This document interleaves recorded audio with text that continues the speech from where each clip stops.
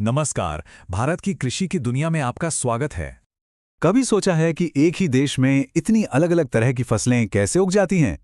आज हम इसी सवाल का जवाब ढूंढेंगे और भारतीय कृषि की लय को समझेंगे।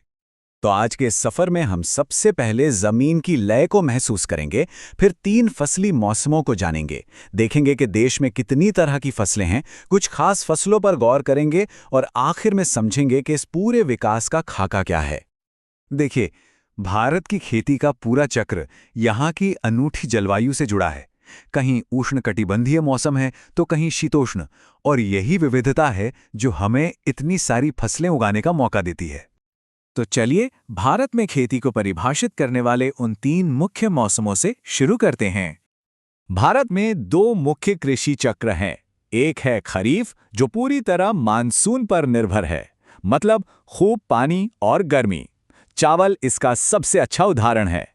और दूसरा है रबी, यानी सर्दियों की फसलें जैसे गेहूं, जिसे उगने के लिए ठंडक चाहिए। और हाँ, इन दोनों के बीच एक छोटा सा गर्मी का मौसम भी आता है, जायद। ये तरबूज और खरबूजे जैसी फसलों के लिए एक तरह का बोनस सीजन है, जो जल्दी तैयार हो जाती हैं। अच्छा, तो इन मौसमों में आखिर उगता क्या-क्या है? यकीन मानिए इसकी लिस्ट बहुत लंबी है। मोटे तौर पे भारतीय फसलों को हम इन 4 श्रेणियों में बांट सकते हैं। खाद्य फसलें जो हमारा पेट भरती हैं, नकदी फसलें जो अर्थव्यवस्था को गति देती हैं, और बागानी व बागवानी फसलें जो हमारे जीवन में स्वाद और रंग भरती हैं। अंदाजा लगाइए, दुनिया में पैदा होने वाले कुल तिलहन का लगभग 20% हिस्सा अकेले भारत उगाता है, और ये सब देश के सिर्फ 14% बोए गए क्षेत्र से आता है। ये आंकड़ा वैश्विक कृषि में भारत की बड़ी भूमिका को दिखाता है। चलिए अब कुछ सबसे जरूरी फसलों को थोड़ा और करीब से देखते हैं। सबसे पहले बात करते हैं चावल की, जो खरीफ की जान है। इसे मॉनसून की गर्मी और नमी बहुत पसंद है, और ये इन्हीं हालातों में सबसे अच्छा उगता है। जैसा कि आप देख सकते हैं, चावल को 24 से 27 डिग्री सेल्सियस का तापमान और करीब 150 सेंटीमीटर बारिश चाहिए। यही खास ज़रूरतें इसे एक पक्की मानसून फसल बनाती हैं। और हाँ, ये जानकारी परीक्षा के लिहाज से भी बहुत ज़रूरी है। अब आते हैं गेहूं पर, जो रबी मौसम की रीढ़ है। चावल के ठीक उलट इसे बढ़ने के लिए ठंडा मौसम चाहिए। यहाँ देखिए, तापमान और बारिश की ज़रूरतों में कितना बड़ा अंतर है। चावल के मुकाबले गेहूं को काफ़ी कम पानी और कम तापमान चाहिए। यही वजह है कि ये मौसमी चक्र इतना महत्वपूर्ण हो जाता है। तो सवाल ये उठता है कि कुछ फसलें खास इलाकों में ही क्यों उगती हैं? क्या ये महज एक संयोग है? जी नहीं, इसके पीछे कुछ ठोस कारण हैं। मतलब भारत का कृषि नक्शा सिर्फ प्रकृति ने नहीं बनाया है। ये जमीन, जलवायु और मिट्टी जैसे भौतिक कारकों, और साथ ही सिंचाई, बीज और तकनीक जैसे इंसानी प्रयासों का एक मिला-जुला नतीजा है। चलिए, अब तक जो भी हमने समझा उसका एक फटाफट रिवीजन करते हैं।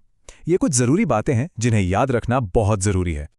तो अब समय है अपने ज्ञान को परखने का। तैयार हैं?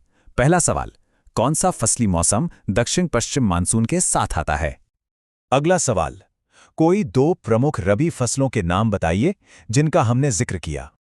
वो कौन सी नकदी फसल है जिसे उगने के लिए काली मिट्टी सबसे अच्छी मानी जाती है?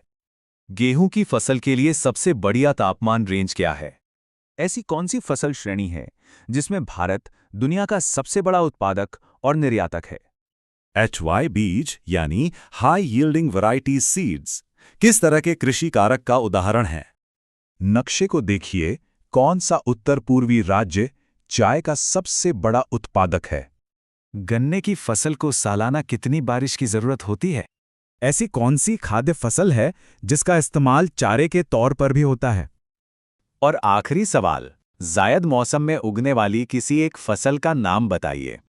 तो हमने देखा कि भारत की कृषि सिर्फ खेती नहीं, बल्कि मौसम, विज्ञान और परंपरा का एक खूबसूरत संगम है।